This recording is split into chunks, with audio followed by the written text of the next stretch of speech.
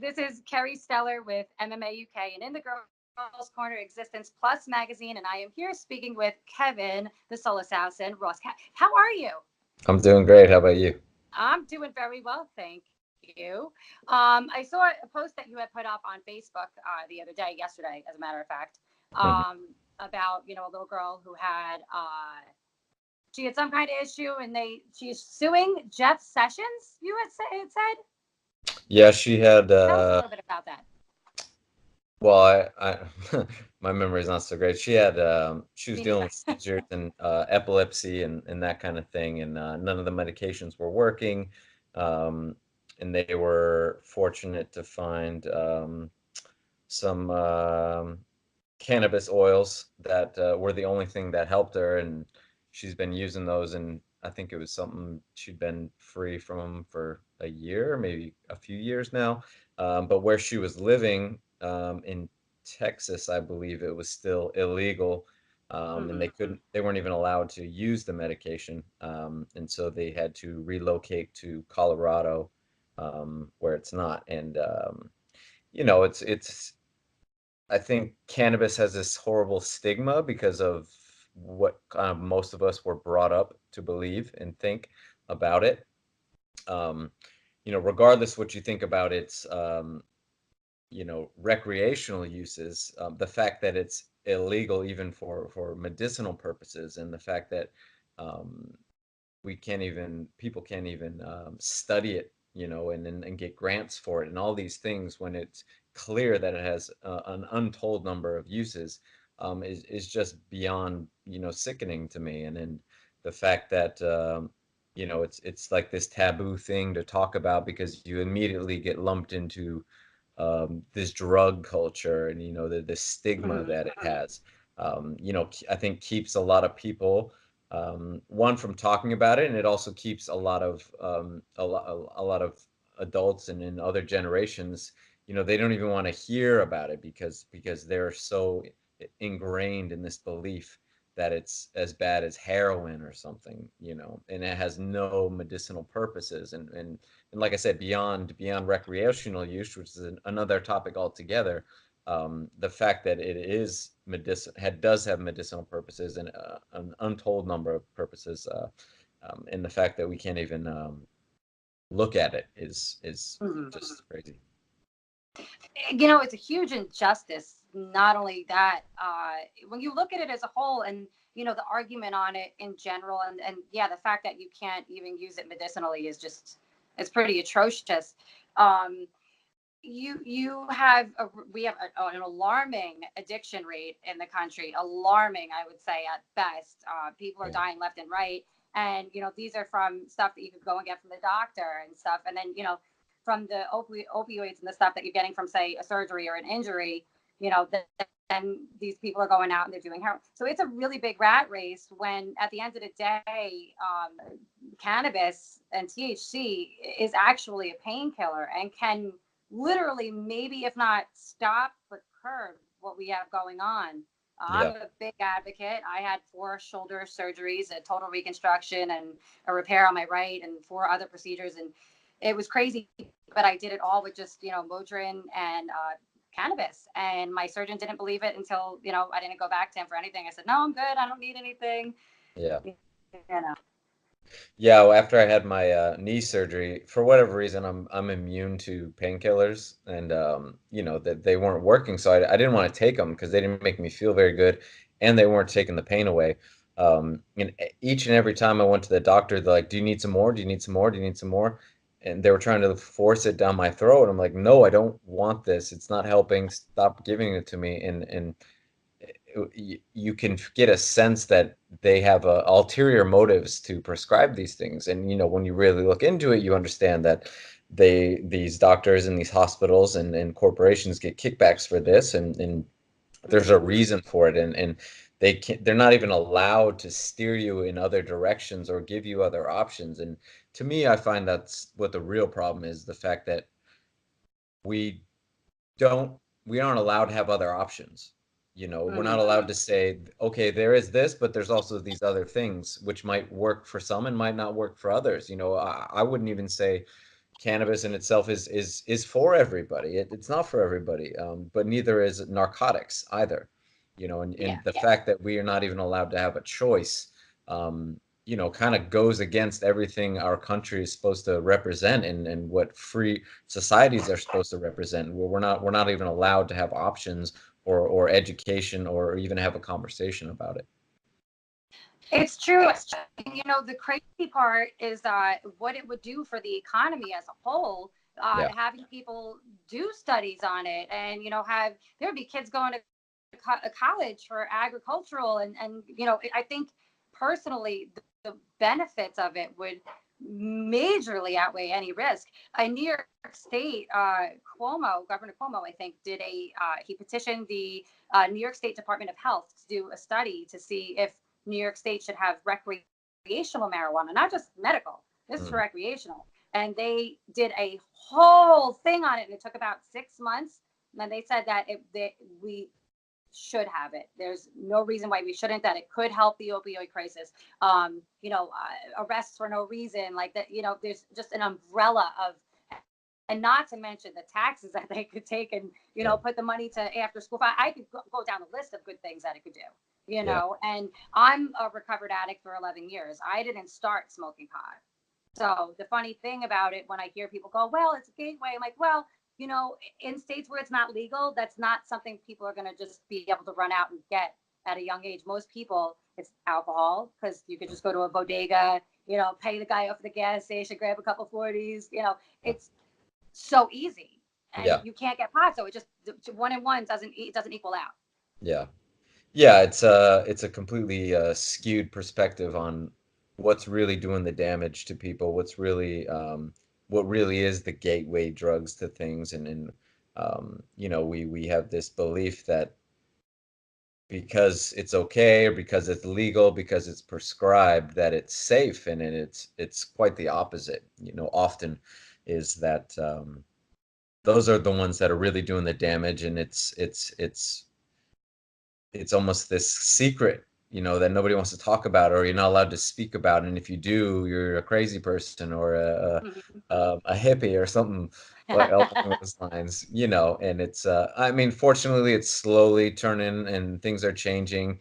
But the sad thing is, all these rules and laws and regulations are changing. Still, countless people are locked up. All these horrible things. Now you have governments pulling in money off of these things that other people are still rotting in jail for, you know, which Yeah. is another just ridiculous thing to me. You know, yeah, it's crazy. It's just you feel like you're in an insane asylum. Like, how is this happening? How is this possible? You know, I get how it started, where it came from, but you can't be so stuck in your beliefs and the way that you were brought up that you won't even look at evidence and the science behind things and the Yeah. real numbers behind all these things. You know, like it's just ignorance. Well, it is. And I've actually had people tell me they don't have time to do the research. I'm like, well, it's really not even about that. Just talk to people that it's affected, talk to people that, you know, oh, well, it'll fry your brain. Listen, I'm sure if you smoked all day, every day, yeah, I'm sure it does, right? No. But, you know, there's also scientists that will say that your brain cells regenerate. So at the end of the day, their arguments are really at this point invalid. Yeah. You know, it speaks to so many other things. There's so many just different ways of going about, say, okay, there's frankincense water, which frankincense isn't FDA approved. However, it can turn around so many different stomach issues and stuff for like gastrointestinal and cancers. Chaga mushrooms, which are FDA approved, but no one knows about them. No doctor. I told my doctor, I'm like, you gotta look this shit up, dude. It's like the best stuff ever. It's supposed to be like not a cure all, but it's antimicrobial, antifungal, antipathogen, antioxidant. It's got so many beneficial properties that it's Mm. like they say you could pretty much balance your whole body out. It'll clean your system out. So Yeah. she looked it up and she said, wow, I can't believe I've never heard of this. I said, me too. There you go. There goes you know, we have a really big problem in this company in this country with big pharma. Yeah. It's horrible, and so much of it is bad because I mean, even the doctors who know, they're not allowed to even speak about it. You know, they'll get fired, they'll lose their jobs. They're contractually obligated to say what they're told to say, to prescribe what they're told to prescribe. And the fact is, most people go in there very ignorantly and think these people have your best benefits in mind. And it's not to say that they don't, but they're hindered by the bigger corporation. They're not even allowed to tell you that you have options, you know, whether it's cancer or any kind of sickness or anything. They have a very detailed list of what they're allowed to say, what they're not allowed to say. They can't even suggest to you that there's other options, you know, with like cancer treatment and chemo and all of these things. And they're like, this is what you have to do. This is the right way, and there are no other options. And I'm not allowed, even allowed to tell you. So I don't even want to put this on doctors and things because many of them, you know, want to. They just can't. And it's Yeah, unfortunate. And so they're just doing the best they can with what they're allowed to do. And you know, obviously they're doing an amazing job with that. But um, you know, it's just the ones that are in charge are keeping us all sick. oh, big time. I mean, I literally can look on Facebook just about every day, and someone I know at least once a week passed away, at least. Mhm. So, not only are they, um, it's an epidemic and they're causing it, they're also killing off, I'd say, a generation of one to come because, all these young people that are getting into it, that's what you're getting into first is heroin and opiates. That's sad. Yeah. I didn't Yeah. see that till I was in my late 20s. I didn't even know what that was. It was like the dirty secret, which at the end of the day, and this is my other argument. You go into your parents' house, you'll be able to, go into the medicine cabinet, you grab whatever pills are in there. You go right on the counter, there's alcohol. So it's instead of keeping pot the dirty secret, maybe people should be a little bit more responsible, Yeah. especially when you have kids, you have a duty to protect them. And when you're just putting it in their face and expecting that they're going to be responsible enough to not do it, that's just ignorance at its finest. Yeah. Yeah, it's pretty sad. I mean, we promote alcohol everywhere and on television, and kids see it, all these things as this really great, good time. Everything's okay. There's nothing bad with it. It's just for fun. You know, and how much destruction does that cause in countless people's lives, you know, myself included. You know, it's it's sickening to think that this is promoted as okay, you know, where this is not, you know. And I think when it comes to everything, it's just about education and it's about information. And once that is out there, people can make their own decisions. But it's so skewed and unbalanced that nobody really has any information unless they go out of their way to find it. And you know, very few people are willing to do that, especially when things have been drilled into our head so much. It's like, I'm not going to go look at that. I know it's bad.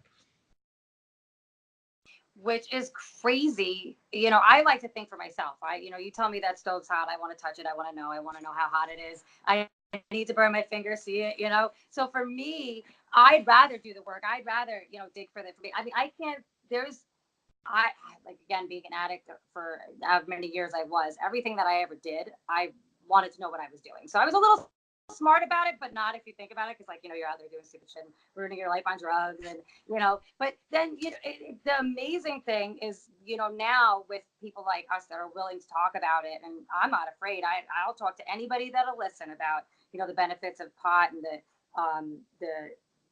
absolute negatives to everything like alcohol and the pills. And there really is, it's just not good. There's the accidents, the deaths, I mean, it makes you a different person. I could go down the list of reasons why I wouldn't want that around my kids. I wouldn't want my kids to be around alcohol. And that was the first thing I ever did, was drink a beer at 13 years old. Yeah. Yeah. It's really young, I think. My niece, I wouldn't want to hear her drinking at 13 years old. I would be very upset about that. Yeah. Yeah, you know, it's like anything else. Anything can be abused. Food can be abused. Uh, water can be abused. Absolutely. Drink yourself to death with a water chugging contest. You know, so it's easy to point at things and say that they're bad, but anything can be bad, and the fact that we don't have education on it is really the bad thing, because people are going to do what they're going to do regardless. Absolutely. Absolutely. The all you can really do is educate people, try your best to regulate things, and then go from there. You know, people that want to do things are going to do them, whether they're legal or illegal. That has nothing to do with people's use and abuse of things. Oh, they're going to do it. They're going to find a way. It's one, you move out of the state, it's geography. You know, it's not very hard to walk down the street and figure out what you're going to do. But, you know, I tell people all the time, it's not like this is going to create more people. It's not people that didn't smoke pot and didn't like it. Chances are they're not going to. You know what I mean? You might get one that'll be like, oh, I never tried. Let me see. But it's not going to create a bigger problem than what we already have. I mean, in New York, they want to open up 2 emergency clinics for ODs only. Well, I had a friend that went into anaphylactic shock the other day, and he was like, dude, I almost died on the way to the hospital. So, like, I get why they're doing it, because there is a serious problem, but I'm also like, what message is it sending? Yeah. Yeah. Yeah, it's very easy to point at certain things and demonize them, and group everything into the same category. But if you're going to do that, you need to do it with everything, and not just pick and choose what works for you and what doesn't. You know, what we choose to say is okay, what's not okay. Like, who gets to decide that? Exactly. Not us. And the people that do, um, have ulterior motives to that. It's not that they're looking out for our best interest, our health, all these things we blindly assume that they are, and think, oh, it's illegal because it's bad for you. It's, if it's legal, it must be good for you. If it's prescribed to you, that's because this is the best option, which is very rarely the case. Absolutely. You know, a lot of people that are addicts are also have, you know, an underlying mental health. I have bipolar. I'm a big advocate for people, you know, if you get sober and you're still really angry, do a little self-discovery, see a therapist, because there, you know, you don't know that there could be something. A lot of people are just self-medicating, and Yeah. there's not enough awareness on that. The stigma is insane. There are little to no mental health facilities, and this is my biggest issue. Is I see people, and I've seen people that, you know, okay, well, a hospital's not going to do it for them, a rehab ain't going to do it for them, they don't belong in jail, but where do you put them? You know what I mean? What do you do with somebody that's got a problem like that? So then they're going to turn to drugs. It's a rat race. Yeah, you know, I think we very rarely think about the fact that, addiction and all of these negative things are just expressions of something that's underlying, and we don't treat what's underlying. We treat the addiction, which, you know, that helps to a degree. But if you don't treat the real problem, they're going to find another way. You could take all of these things from them that they're using to harm themselves, and you will find a way to hurt yourself if you have something that's driving you towards that. It doesn't matter if it's alcohol. It can be food just as easily. It can be, abusing your girlfriend. It can be anything. You know, it's we don't treat the mental health side of things, the emotional damage side of things. We just treat what's on the surface, and then that's how it's very easy to demonize anything that's on the surface and say this is the bad thing, when it this is just how you choose to express it. It's true. You know, at the end of the day, when I went to rehab for my 4th and final time, I think, I started kickboxing more and working out more and getting healthy more, and then it became an addiction. You know, everything that I was doing, all my working out and all my healthy eating and fasting and everything I was doing, yeah, I became addicted to it. But it was, for me, a healthy addiction. You know, when I fell down the stairs and couldn't do kickboxing and couldn't work out and play pool and everything that I used to be able to do, I decided I wanted to become a mixed martial arts journalist. So I decided up one day, never went to school, never did anything, just started contacting fight organizations and Bellator, and that's so, you know. But to get people there to be able to go, okay, well, you know, this doesn't work out, let me do that. There, you have to be, you know, pretty strong to be able to get past that, you know. And again, it's the rat race of pushing. Okay, well, you got the surgery. Here's some, you know, whatever painkillers, and I got offered. I can't even tell you how many from Yeah. every time. I have to, when I go to the hospital, it is the first thing I say to them: no narcotics. And they just look at me like, I don't care what you do to me. If it's anesthesia and you have to put me out, like, I understand that. I'm not going to do this awake. But anything else outside, even cortisone, it scares the shit out of me. Yeah. Yeah. You know, did you find martial arts helped you with that all everything else, with all the problems? Oh yeah, definitely. It completely turned my life around and gave me a outlet for all of those things that were driving me to drugs and alcohol. Um, like you said, it's just another addiction, but it's a healthy addiction. I mean, addictions are really just outlets, and they're ways for you to channel whatever it is that you're feeling.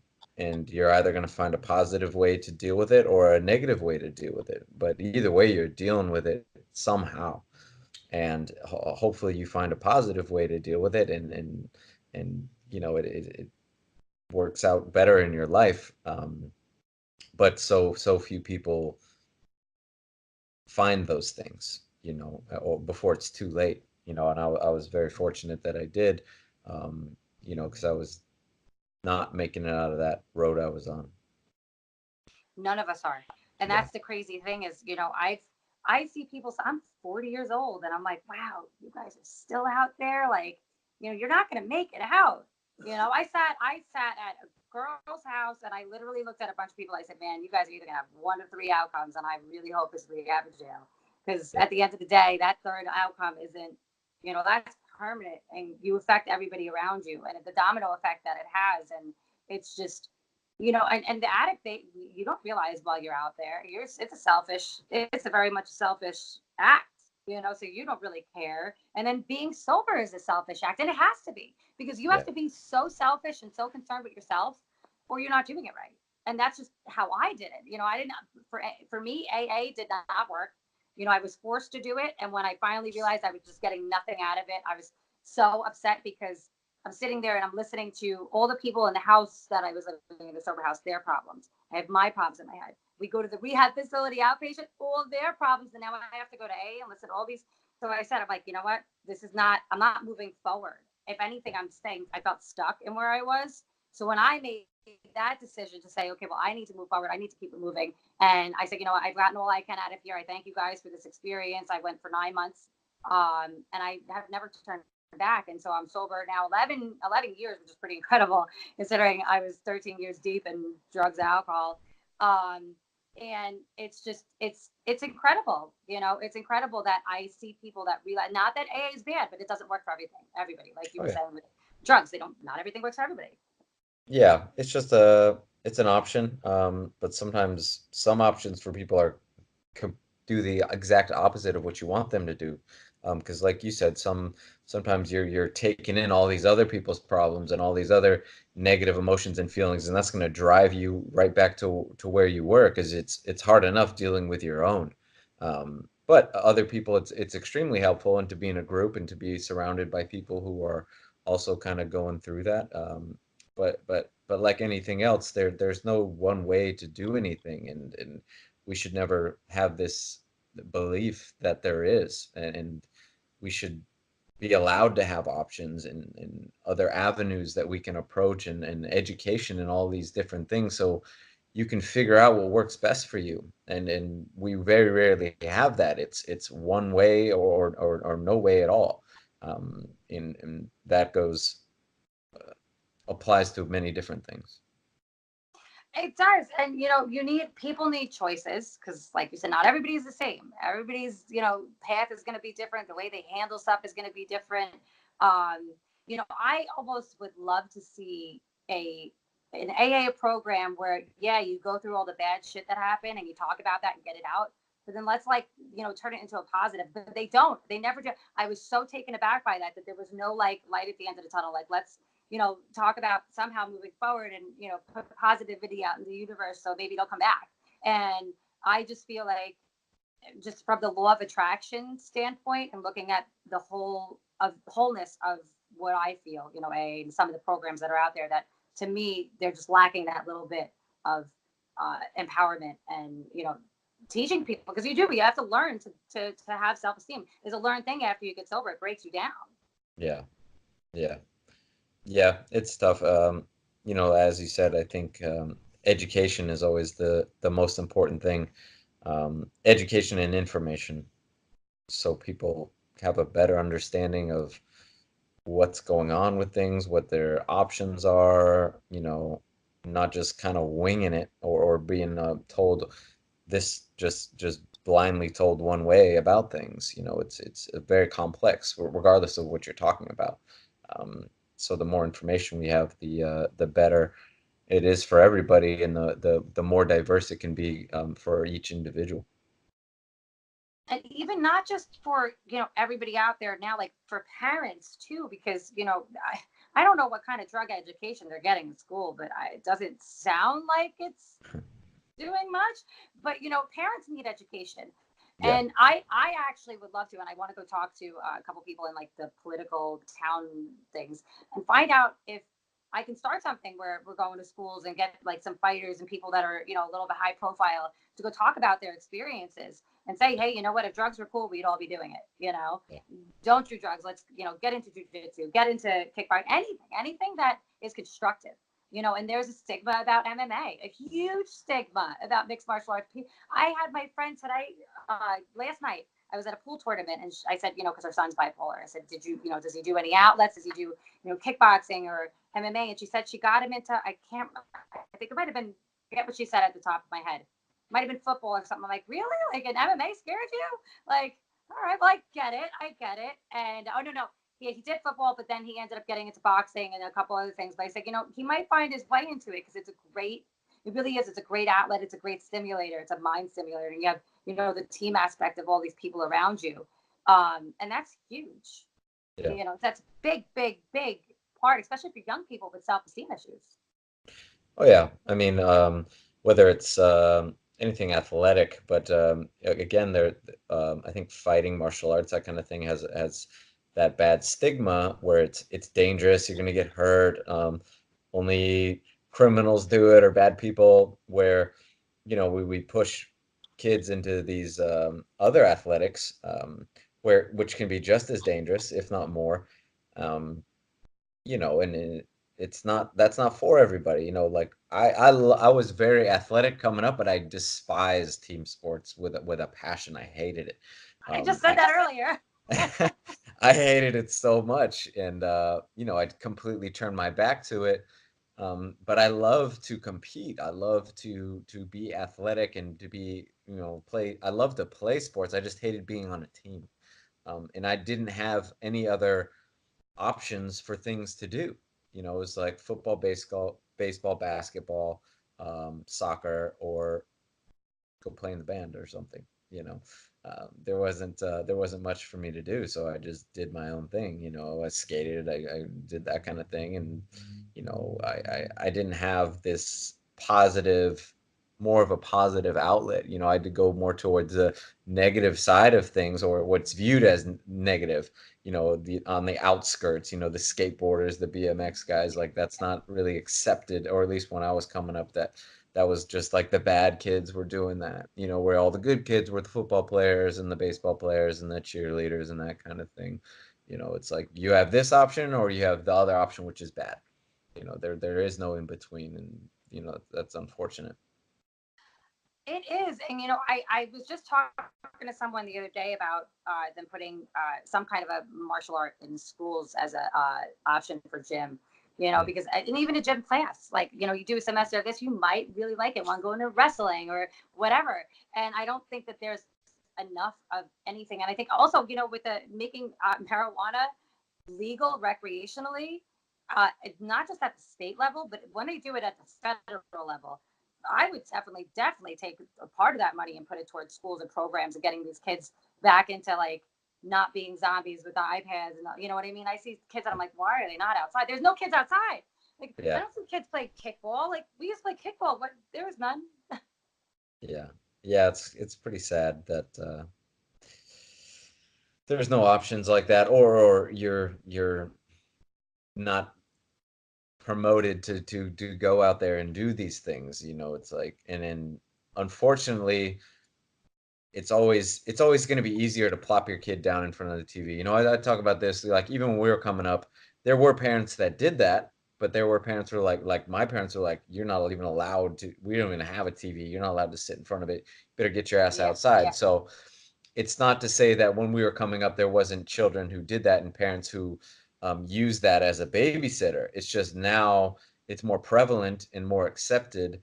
And it's so much easier to do that than it is to be like, force your kids to go outside because it's a fight. It's like, all right, well, at least they're on the iPad, not like shooting heroin or something. But the things that are easy are rarely better. And it's we need to be more aware of that, especially in this day and age when obviously it's more acceptable to sit there and to just sit in front of the computer or your iPad or that kind of thing.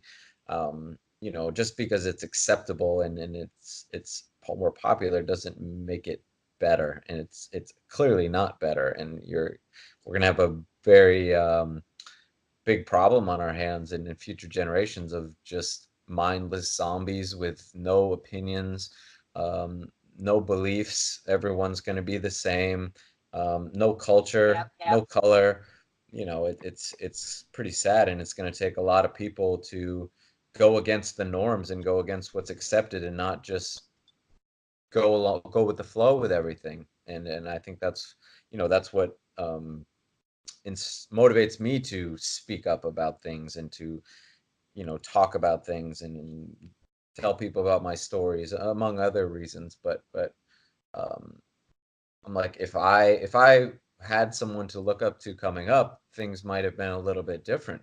I didn't have any real heroes. I didn't have anybody that inspired me in that way. I came to this just randomly.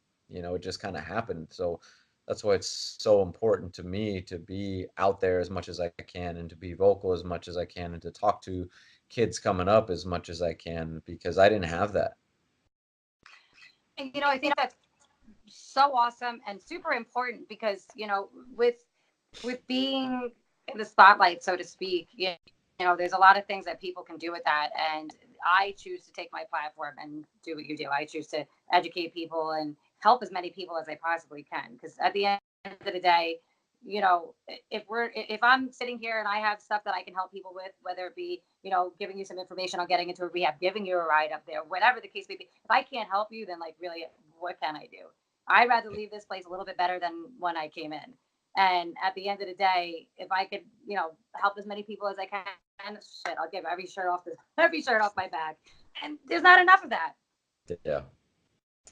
Yeah, it's unfortunate, but I think like a lot of things, it's the more we can do individually, the more it motivates others to see like, oh, this is okay to do. This isn't taboo. This is okay. Like a lot of times I think you feel like you're the only one doing it, and that's what Yeah. stops a lot of people from trying and doing things and speaking up, because you feel very alone. I know that I did, and in many circumstances coming up, I felt like I was the only one this was happening to. I was the only one that thought or felt this way. And I understand it, because very few people are vocal about things, and especially people that are a little more prevalent and out there in the world. That's you rarely hear about those kinds of things. I think because people are, again, there's a stigma on it, so you don't want to be put under a microscope or be the person in the fishbowl, so to speak. And, Uh, if there's like that one thing that I could do in this world, it'll be just, don't care what people think. Because you know what, at the end of the day, their opinions aren't going to pay your bills. Whatever, whoever made you, whoever you call your maker, when you go and meet him or her, is not going to be the people talking shit about you. You know what I mean? So for me, I like being a little vulnerable and a little like, you hear my voice crack when I tell me, because it's just who I am. And again, if I could just help one person, I'd be a very happy camper with that. And, I think more people, and I think today now, people are starting to speak out a little bit more, and it's crazy because I'll put up a post about being sober or bipolar and I'll get like 15 private messages like, that was really cool that you put. I'm like, it's not cool. It's just, like I said, it is who I am. You know, so if I got to hide that, then I got issues. Yeah. Yeah, for sure. You know, it's like if I had $1 for every opinion and every shitty thing somebody said about me, you know what I mean? And those people don't even know who I am, and that's what makes me laugh the hardest, because it's like those are the people that are going to be trashing you the most, the people that don't know and don't know your story or about you. So it's cool to do that. You know, do you ever think about speaking like publicly about stuff like that? Maybe motivational speaking, because you do Yeah, have a very good yeah, hair. I do. I do. You know, it's definitely something I would like to do um, in the future or now for that matter. You know, it's I want to share as much as I can because, as I said, I didn't have that. I didn't have that person to let me know that I wasn't alone.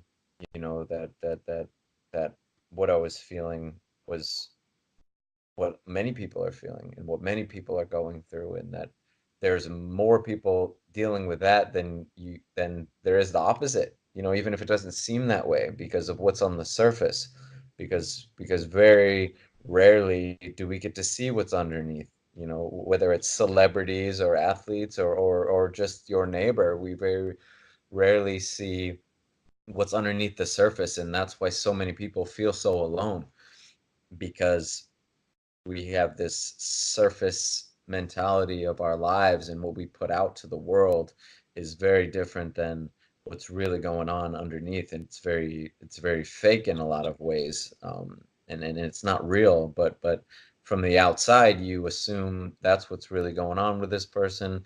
That's what they have this happiness, they have this self-belief, they have all of these things when they probably feel the exact same way you do. They go through the same things you go through. They deal with the same fears and doubts and hurts and pains and ups and downs, and we all deal with the same things on different levels, but it is the same things just in different ways. And um, yeah, I want to help as much as I can with what I have and use the opportunities that I have in front of me, whether that's one person or a million people. That doesn't matter to me.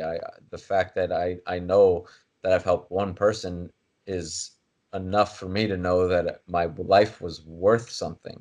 And the fact that I've been able to do that multiple times and countless people is, you know, it's very humbling to know that, and it inspires me to want to do it more and to get out there more and to speak out more. And even the issue is the more you do that, there is going to be negativity that comes with that, and then people that Mhm. take you the wrong way or think that you have ulterior motives and all of these things, which a lot of people do, unfortunately. But I would rather do it anyway, knowing that, yeah, some people might take it the wrong way, some people might look at me the wrong way, but some people are going to take it the right way, and some people are going to know exactly what I'm talking about, even if that's only one individual. It's true, you know, and I really wish there was more people that did stuff like this, because you know I don't watch the news anymore. I can't sit there and watch stuff that just is angry and pissed off and sad. And you know, there's I think it's Verizon Fios has their news channel. They do something called Push Pause, and they have all these little programs. And it's stuff like this where you talk to inspiring people and people that you know have been through something. And a guy that I dated had passed away, and he had a heart condition. So they did a whole program about him and his parents. This is years later. Contacted me. They said, you know, I'm very vocal about him. I talk about him all the time. I post about him all the time because he was the most inspiring person I've ever met. He like knew he had a heart condition and lived every day, just lived. He didn't, you know, he knew I had drug problems. Oh my gosh, I called him so many times crying, I want to kill myself and all this shit. And I'm talking to a kid that has a time limit on his life. Like, what the fuck is wrong with me? You know what I mean? Terrible person. But he never once made me feel like shit. He never once like said, you know, you're an asshole. No, he just listened. He was such a great human. So when they asked me to do this program, I did two about him. And that needs to be a big thing, you know, on News 12, on News whatever, instead of like just getting in the monotony of like what's a bad problem right now that you know people are going to get riled up about. Why not inspire people? Yeah. Yeah, it's unfortunate. I mean, I stopped watching the news probably 10 years ago and never felt better. Right. It's It's so negative. It's so negative, and yeah, maybe once in a while there'll be a one or two positive things, and maybe once in a while there is some information you might need to know, but 99% of it is just rotting your brain. It's rotting your soul. It's bringing you down. It's doing nothing positive in your life, and it's sad. It's very sad. And again, there are very few other options. I mean, fortunately now today with the internet and other things, you can choose to go and view other things, and it's not just your TV or nothing. So, that's a lot more positive, but it's one of those things that a lot of people feel like, oh, if I don't watch this, I'm not informed about what's going on in the world. Um, a lot of times you're misinformed about what's going Yes. on in the world, and it's doing the exact opposite of what you want it to do, but we don't believe that because we take everything as fact, everything as unbiased opinions. We assume the news is out there to give us information when we don't realize that these are all just corporations that are trying to get as many viewers as possible, and they're doing whatever they need to do in order to get that. It's no different than any other TV show, any other company. They're going to do what they need to do in order to get the money that they want to get, and it has nothing to do with giving you the information you need, giving you the best things they can give you, giving you positive, healthy information. It's very skewed information. Now you can definitely watch it knowing that and then take everything with a grain of salt, and that's very important. And I'll still watch the news from time to time, but I have that knowledge and I understand what's coming at me isn't the whole truth. It isn't the whole picture. It's very skewed, and I think you need to know that while hearing things and looking things and listening to people, listening to the news and anything else, any other information that's coming at you, because it isn't everything. It's true, and it's what they want you to hear. It's bits and pieces. You hear about propaganda in school, and I like look at the news. I'm like, wow, all over the place. And I never really put the thought of it to actually seeing it until very recently, like over the last 10, 15 years, it's gone into a beast. And I look at, I read articles all the time. I'm constantly reading and researching, and they're talking about uh, countless pharmaceutical companies are now being sued, right? And my thing is this is just crazy. And people are like, but then you're attacking the freedom of speech. But well, we're not, because if this is misinformation and it's not all the truth, then we're not attacking freedom of speech because it's not what's supposed to be put out there. And they're reporting, in my personal opinion, it's like irresponsible reporting because you're getting people riled up with misinformation and half truths. So I kind of am waiting for that day where I see somebody get held accountable, because at the end of the day, you're really like, again, there's no information out there on medical marijuana or cannabis or a pot of THC that's, real and accurate. So, and when you do find it, you have to go 10 pages into Google where it's not paid for, and the likes and the shares and the, Mm. where they're buying it. And that I could go and, go to Google and buy In the Girls Corner to be at the top. It's it's crazy. So, Yeah. and people tell me all the time, oh no, the news doesn't. I said, no, you only know a fraction of what they want you to know. And it's every news channel. So it's hard. It's hard to sit there and look at, again, the anger and the sadness and the monotony. And the cool thing, like you were saying, is that you could go on the phone, this, Facebook, that. But now it's all over there too. Because I was the other day trying to get away from it, went on Facebook. This is news. I'm like, holy shit, where? And I don't like the page. So how am I seeing this? But that's weird. And now we're just getting conspiracies. Well, it's not a conspiracy that everything is skewed to give you what they think you want to see, and then Yeah, commercialized, and there's no conspiracy in that at all. So everything is tailor made for what they want you to see, and absolutely. advertisements and all of these things is, it's not like we have this unfiltered, unbiased information coming at us. And as long as you know that, you can view things through that lens. It's when you look at them without that blindly that you go down this path of ignorance, and in misinformation. Um, and what's unfortunate about that is then you go and turn and spew that out to the world as factual about Mhm. all of these things. You're telling people all this information, especially children. which is just horrible. Um, and that the next generation is just going to be that much more ignorant, that much more Yeah, ill-informed, yeah. that much less of the ability to think for themselves, um, and all these things, which is why people need to go out of their way to be stronger, to think more for themselves, to promote that kind of information and that kind of rational thinking, with facts as opposed to skewed ones. It's true. It's true. And like finding, like we're talking about, anything like this, you won't find on front page anything. You're not going to see it. Again, and if it is, it's like a little clip of something we said that they're going to twist and make it look really funny. And I watch that all the time. I see a headline and it's got nothing to do with what's inside the thing. Nothing at all. Nobody's talking about that they are, I don't know if it's being federally made where doctors are now allowed to prescribe marijuana as an alternative treatment to painkillers. This is Mm. just new. Oh yeah. Most people don't know about it. Where that should be, everybody should know. You should be able to go and change that today, tomorrow, if you want to. Like I went to talk to my surgeon the other day who did my shoulders, and I said, do you guys have anybody that I might be able to get the marijuana, the card from, so that like if I wanted to go? And he goes, actually, yeah, our pain management guy. I said, oh, I thought they only did painkillers. He said, not anymore, which is wild, and more people Yeah. should know that. Yeah, I didn't even know that. You know.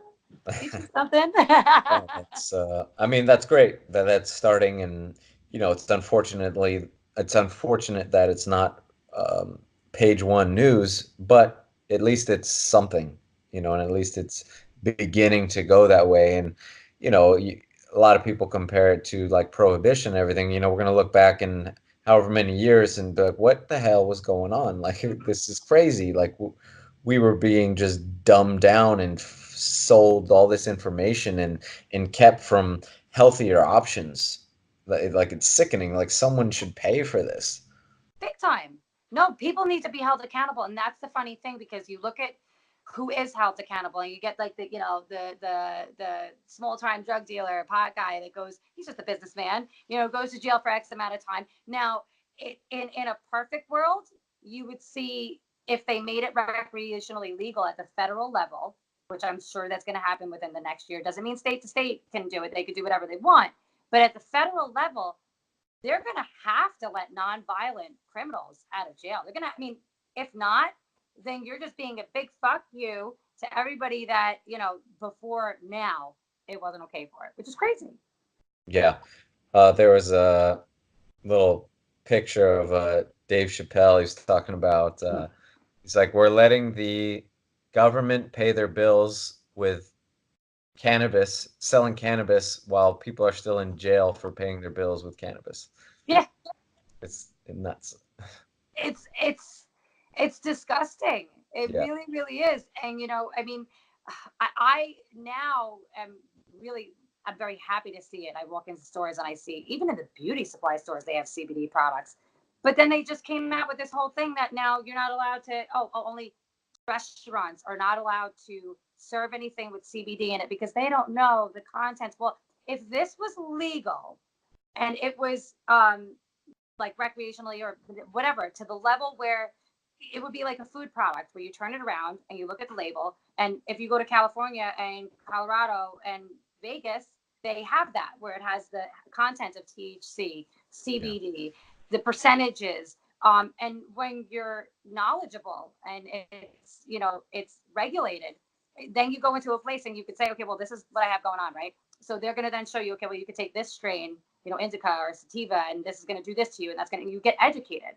And that's the problem, that we're willing to open up liquor stores everywhere and pain management places all over the place, but screw dispensaries. That's pretty much what New York is doing right now. Well, yeah, it's not like you order a drink at a restaurant and they say, hey, that has alcohol in it, right? Are you sure that you want this? Did you look at the ingredients? It's because of, you should know better. Like like ordering an alcoholic drink, it has alcohol in it because there has been information, you understand it. But if there's no information over here, how do you expect it ever to be the same thing? And a lot of that is because they don't want it to be the same thing. They want to keep it illegal and taboo. Yeah. And the arguments are invalid at this point. And when I read the arguments, they had a meeting at town hall somewhere on Long Island, and the arguments of it being stronger than it used to be, and they wouldn't know. Well, no, that's wrong, because if you go and you look at other states that have it legal, they know exactly how much THC and the content of it. I get the whole vape pen stuff. I understand what they mean, because you're extracting it, you're changing it. So I can understand that, but again, also, if you read the package and you get like a real cartridge, it tells you what's on there. It tells you what's in there. So it's a lack of information. And to me, it's it's irresponsible at best of our government to keep on fighting it and fighting it and fighting it. And, thank God Jeff Sessions is out, because he was the biggest idiot I ever heard of in my life. Classifying it with cocaine and heroin is just, I can't see that. Yeah, unfortunately, it's one of those things where it's like, you made a mistake, and instead of admitting to it, you keep going down that road. It's almost like telling a lie. You just keep telling more and more and more and more. I mean, eventually it will all come tumbling down, but you'd rather keep going in that direction than to say, look, I was wrong. I messed up. I made a mistake. We ruined all these people's lives. I'm sorry.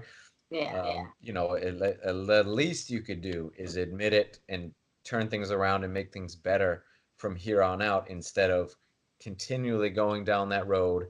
You're on the wrong path. That you're just trying to cover your tracks and hoping that one day it's all going to work out, when it's just not going to. The truth will come out at some point. And that's when things are going to turn around, and that's when hopefully a lot of people will be punished, which I doubt. Very rarely does that ever happen. They'll pick like one or two scapegoats and give them a year in jail or whatever. But at least things will change, and even if people don't pay for it, things will change. And they need to, and I'm so hopeful that that's the avenue that we're going.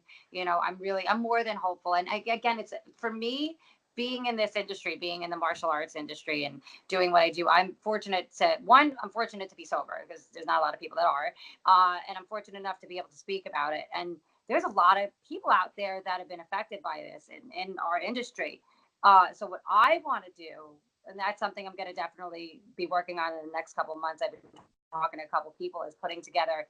I don't know if I really want to call it a seminar, a symposium, something where it's a bunch of, I would love to utilize the martial arts industry and get everybody together and do, go speak at, maybe do a tour where you're speaking at colleges, and, because a lot of places will offer you that space for free, as long as you invite, okay, well, we can give you an invitation to the kids in the school, whatever, and, maybe get tickets and give this ticket sales to whatever, what I mean? I want to do something good with it. So when I get that going, I'm obviously going to be contacting you about that. More than happy to. That would be great. Well, I think it would be really cool. I think that not even just to talk about addiction, mental health. Like I would love to get Kayla Harrison involved in it, because she, with what happened to her being abused in the judo world and stuff, as at a young age, and being groomed, and her book that she came out with, and Jared Gordon's UFC fighter, who's had major addictions, and he's been in and out of trouble with heroin, and he's finally got his shit together, super clean, really great guy. So I feel like there's so much out there, and people that, okay, so we're seeing now, right? To me, if how you have back in the day, right? Celebrities were celebrities. They were untouchable. We didn't really know who they were. Now, with information age and cell phones and Facebook and everything that we have, people feel like they know a little bit more about celebrities and stuff. So I feel like if getting people to use their platform and their status to do something good, instead of just, making money and just walking around and being a part. But, well, look, you were afforded a right, a beautiful gift of being sober and, having a life, and a beautiful one at that. So why not do something with it? Yeah, that'd be great. Well, I'm definitely going to be contacting you about that. And do you have anything awesome coming up that you want to talk about? I do, but I can't announce it yet. But I should have a fight announcement here in the next week or two, which is great. Yeah, so I'm just training for that. That'll be in 2 months, and Awesome. um, working on my book still, my third book, which is going to take the rest of my life, I think. But the two books I do have are available on my website, thesoulasssassin.com. Very easy to find on social media and everything else. So, yeah, that's just what's going on now. I'm down in San Diego training at the boxing club now. Love it down here. I love Southern California. It's beautiful. I was wondering if you're gonna get another fight soon. That's awesome. Yo, when you do and you're allowed to drop it, let me know. We'll do a quick FaceTime, put it out there. Yo, I am so excited for that. That's awesome. What are your books called that you have out already? So I have Dancing with Saenchai, which is the book I wrote about my fight and everything leading up to my fight with Saenchai, and then my collaboration book with Johnny Bang Riley is called Soul. And that is, it's hard to really describe what that book is. It's a lot of things, it has some of his poetry, some of my writings, my blogs and things, some of our conversations during the filming of that short film we made, a lot of behind the scenes stuff, a lot of photos, a lot of my artwork. It's a huge book. It's like 300, I think it's 365 pages. Kind of like a coffee table book that you can just pop open any page. Little inspiration here and there, little motivation, little insights into our minds and things. And yeah, I'm extremely proud of that book. And unfortunately, right now it's only printed up in the UK, so shipping has been kind of a pain in the ass for people here in the States. But in the next couple of weeks, especially the next month, maybe two at the most, I'll be having them printed up here, and it'll be much easier for us to get them stateside. Awesome. I'm going to be buying a copy of that. And yeah, I am so thankful for you to take your time and time out of your day, Sunday, beautiful Sunday, to speak about, we have a really growing problem in this country and nobody's willing to talk about it. So I appreciate your time and your honesty. Yes, it's my pleasure. I'm more than happy to do it. We're going to be doing more of these. So thank you so much. And tell everybody where they can follow you. Instagram is The Soul Assassin with a DA. So is my Twitter. Facebook is Kevin the Soul Assassin. And just Google me. I'm very easy to find. Awesome. And I'm going to tag you up in this video, and it's going to be shared pretty much everywhere, YouTube, on MMA UK, in the Girls Corner on YouTube and Facebook and Instagram. We're sharing it everywhere. Oh. But yeah, I'm really excited. And when I get more information about, doing that, I don't know what to call it yet, symposium, something like that, I will definitely let you know. Let me know when you got that fight coming up, because I want to drop that. And actually, before I stop recording, or when I stop recording, I got something to say to you. But so guys, thank you so much, Kevin, for doing this amazing, about an hour long, I would call it a program about the importance about educating yourself on so many different things. And again, thank you so much. And I'm looking forward to talking to you again. And I'm looking forward to see you kick ass in that cage or ring. Thank you. Thanks. Thanks.